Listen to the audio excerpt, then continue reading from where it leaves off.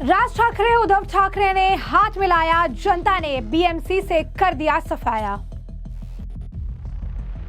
25 साल बाद बीजेपी का मेयर ठाकरे का अंत। उद्धव के हार के पीछे राज ठाकरे का उत्तर भारतीयों को लेकर दिया गया बयान। बीएमसी चुनाव को लेकर अब तक आए नतीजों से यह साफ हो गया है कि बीजेपी राज्य के साथ साथ नगर निगम में भी सत्ता पर काबिज होने वाली है। ये जो आपको बता दें कि पहली बार होगा जब मुंबई का मेयर बीजेपी देगी। वहीं उद्धव ठाकरे का मुंबई पर वर्षों से बना दबदबा कमजोर पड़ गया है।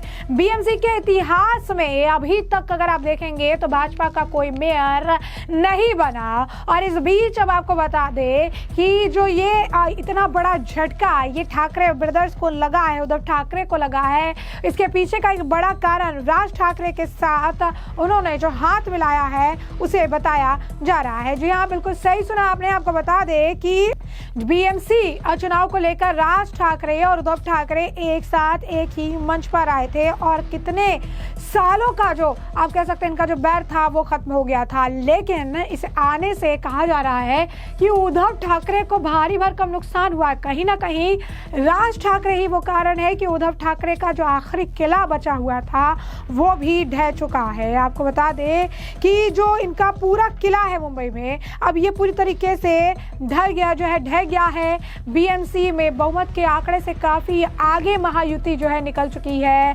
सिर्फ स्पष्ट फाइनल आंकड़े आने बाकी है, यानी ये बीएमसी का चुनाव बीजेपी जीत चुकी है, महायुति जीत चुकी है। लेकिन जो फाइनल आंकड़े हैं कि ये जीत कितने सीटों पर हुई है, बस ये अनाउंस होना बाकी है। 5 बजे तक जो काउंटिंग चलेगी, 5:30 तक ये सब कुछ स्पष्ट हो जाएगा।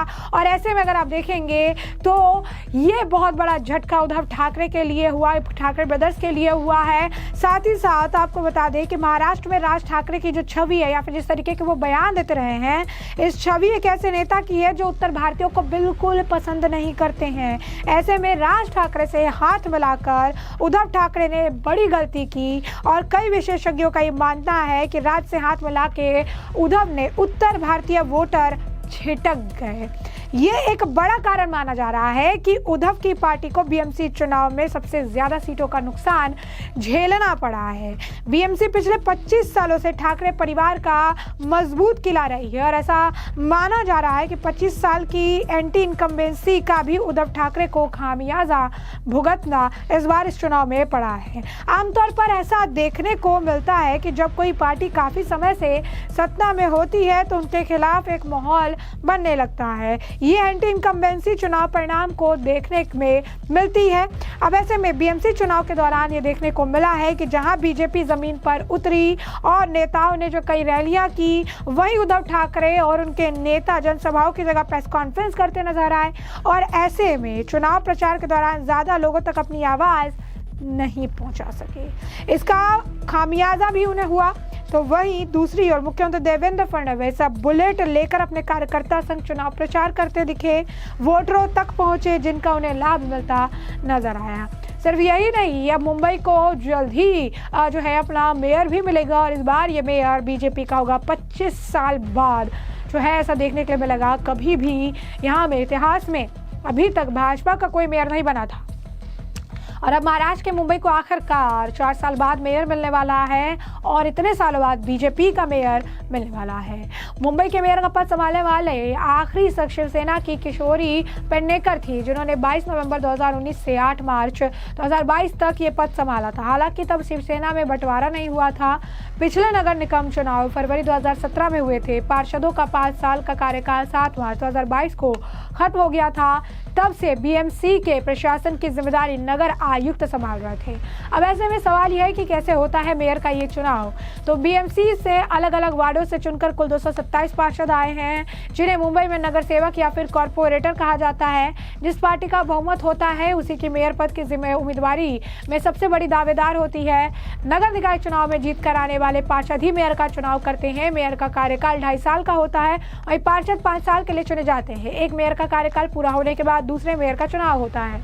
मेयर के पास क्या क्या पावर होती है, तो बीएमसी में मेयर और कमिश्नर 2 पद सबसे बड़े होते हैं। मेयर नगर निगम की बैठकों की अध्यक्षता करते हैं, शहर का औपचारिक प्रतिनिधित्व करते हैं, प्रस्तावों और बहसों पर चर्चा करते हैं। मतलब मेयर का काम ज्यादा औपचारिक और प्रतिनिधित्व तक सीमित है, जबकि असली प्रशासनिक और कार्यकारी जिम्मेदारी कमिश्नर के पास होती है। कमिश्नर शहर का रोजमर्रा प्रशासन चलाते हैं, बजट, शहर के इंफ्रास्ट्रक्चर प्रोजेक्ट्स, कर्मचारियों का कंट्रोल उनके हाथ में होता है। कमिश्नर आमतौर पर आईएएस अधिकारी होते हैं। अब ऐसे में आपको बता दें कि 74,000 करोड़ रुपए के बजट वाली एशिया की सबसे बड़ी सिविक बॉडी बीएमसी पर बिना बटे शिवसेना ने 1997 से 2017 तक राज किया था। तब बीजेपी उसकी सहयोगी थी। मुंबई नगर निगम का बजट गोवा, अरुणाचल प्रदेश, मणिपुर, मेघालय, मिजोरम, नागालैंड, सिक्किम और त्रिपुरा के बजट से भी, मतलब कई राज्यों के बजट से भी बड़ा बजट है। और ऐसे में इतने लंबे सालों तक उन्होंने बीजेपी के साथ सहयोगी थी बीजेपी, तो इन्होंने राज किया। और जब इन्होंने बीजेपी को साइड कर दिया और जब देख सकते हैं कि इस चुनाव को लेकर राज ठाकरे से हाथ मिलाया, तो इतने सालों बाद जनता ने ही ठाकरे ब्रदर्स का सफाया कर दिया। मराठी कार्ड खेलने का प्रयास किया, लेकिन देवेंद्र फडणवीस ने हिंदू और सनातन कार्ड पर वो टिके रहे और आखिरकार जीत जो है शानदार तरीके से दर्ज की। कई जगहों पर जश्न मन रहा है। लगातार जो नेता इन चुनाव में जीते हैं, चाहे नगर निगम हो, बीएमसी में हो, लगातार जो है बयान दे रहे हैं, नेतृत्व की तारीफ कर रहे हैं, फडणवीस की तारीफ कर रहे हैं। जीत की बधाई और गूंज लगातार महाराष्ट्र में, मुंबई में गूंजती नजर आ रही है। देखिए ये झलक, सुनिए इनका बयान। बस ये माननीय देवेंद्र जी फडणवीस ने अच्छे से यंग और एजुकेटेड लोगों को ये मौका दिया हुआ है to give back to the society. तो ये हमारे लिए एक उत्तरदायित्व का विषय है और हम इसे अच्छे से निभाएंगे। विकास का मुद्दा है। माननीय पंतप्रधान नरेंद्र भाई मोदी जी, हमारे इंफ्रास्ट्रक्चर मैन देवा भाऊ, हमारे लोकल एमएलए मंगल प्रभात लोढ़ा जी जो मिनिस्टर भी है, इन सभी लोगों ने उस कार्य क्षेत्र में विकास का मॉड्यूल इम्प्लीमेंट किया है। सिर्फ उद्घाटन करके छोड़ नहीं दिया, स्थगित के आदेश नहीं दिए, उन्होंने लोगों तक वो सेवाएं पहुंचाई है और निरंतर पहुंचाई है। तो इसीलिए पब्लिक ने, जनता ने विश्वास जता के कमल की निशानी को जिताया हुआ। ये सारे चुनाव में सर एक प्रोसेस रहता है, हर एक पार्टी एक दूसरे के ऊपर आरोप करती रहती है, लेकिन शिवसेना बीजेपी ने हमेशा डेवलपमेंट का एजेंडा सामने रखा है और ये मुंबई को आगे लेके जाने के लिए, मुंबई का विकास करने के लिए, ये मुंबई में लोगों को फैसिलिटीज क्रिएट करने के लिए शिवसेना और बीजेपी की सरकार जो है वो कार्यरत रहने वाली है। विकास का वक्त हूँ, इसलिए मेरे को चुन के दिया है। मेरी ये सेकंड टर्म है और मेरा एक ही प्रभाग था, वो भी आधा आया था, बाकी के 3 प्रभाग में मैं नया था। फिर भी लोगों ने मेरे ऊपर विश्वास रख के मुझे चुन के दिया, इसका मैं आभारी हूँ और उनके विश्वास के साथ रहूँगा और वो उनके समाधान का काम करूँगा।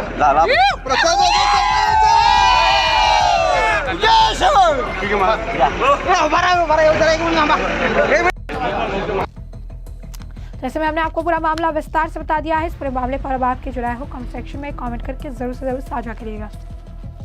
धन्यवाद।